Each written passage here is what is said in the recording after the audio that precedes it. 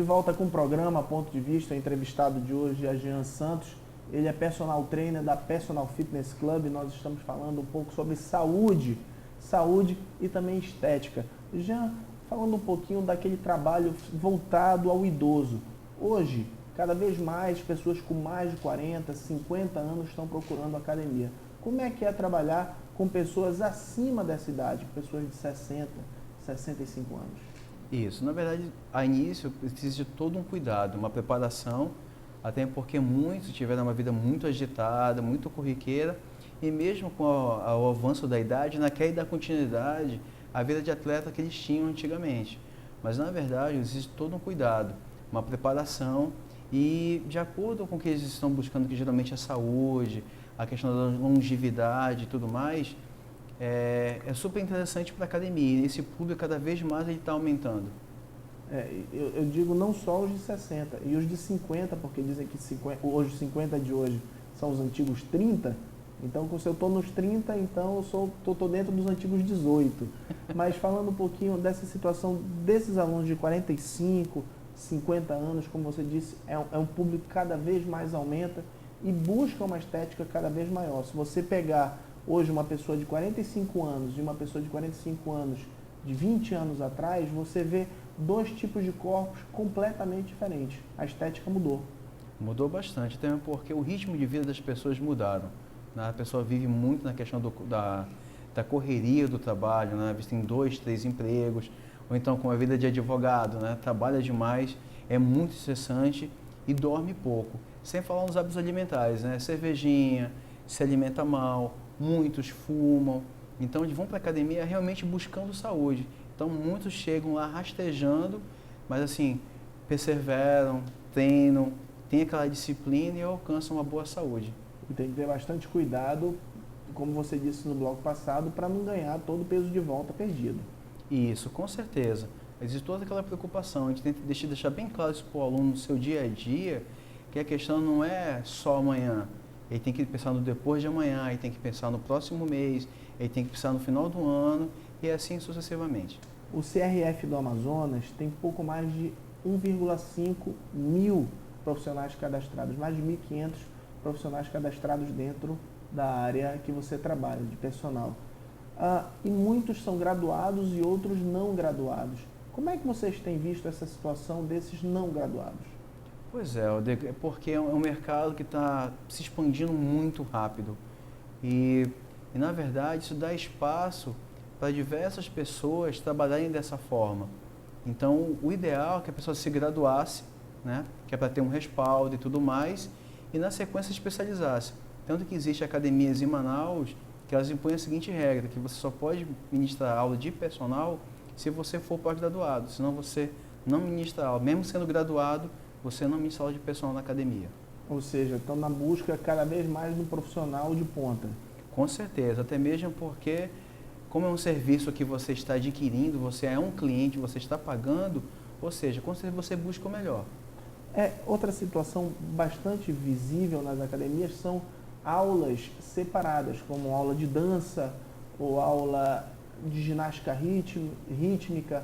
Antigamente tinha muita aula de boi-bumbá. Como é que você vê esse tipo de ginástica como complemento da academia em si? É um fator bem interessante, né? Porque, como você falou no bloco passado, o público está mudando muito, então ele vai muito pelas novidades. Então, o que era simplesmente aquela ginástica localizada já não agrada mais o aluno.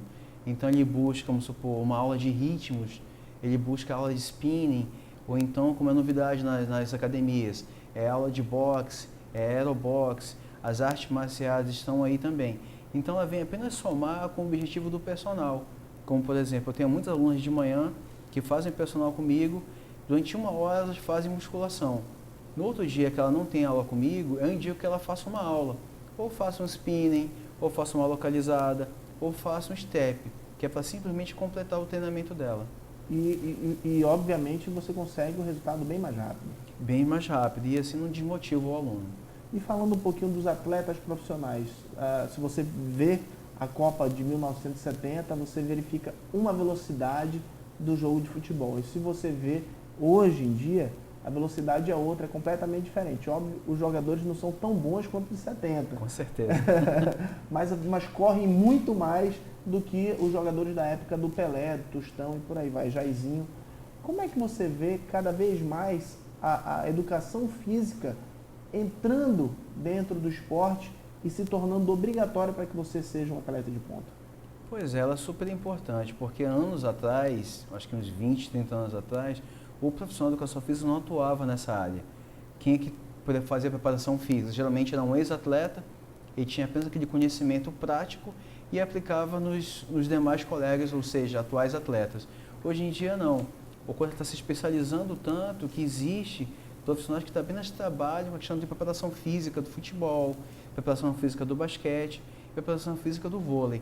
Então essa questão de ter um rendimento melhor é basicamente dada ao profissional de educação física, como preparador físico, como fisiologista, atuando na bateria de testes. Para quem não sabe, eu digo sempre isso, a primeira seleção que começou a trabalhar com isso foi a seleção de 70, onde o preparador físico, aí vem a surpresa, era Carlos Alberto Parreira e Zagallo era o técnico. Então o Parreira que foi o primeiro preparador físico de uma seleção no mundo inteiro. Por isso que a seleção brasileira corria muito mais do que as outras. Então o tempo foi passando e com isso todas as seleções começaram a trabalhar dessa forma. Falando um pouquinho dos atletas de MMA, a gente sempre diz que é uma preparação física absurda. Se você vê uma luta de MMA, você vê que aquilo é muito mais difícil que um decathlon. Como é que está essa preparação desses atletas na academia? Isso. Ela também é feita na academia. Desculpa, gente. Ela é feita na academia, de uma maneira diferenciada, é claro, e está tendo cada vez mais busca.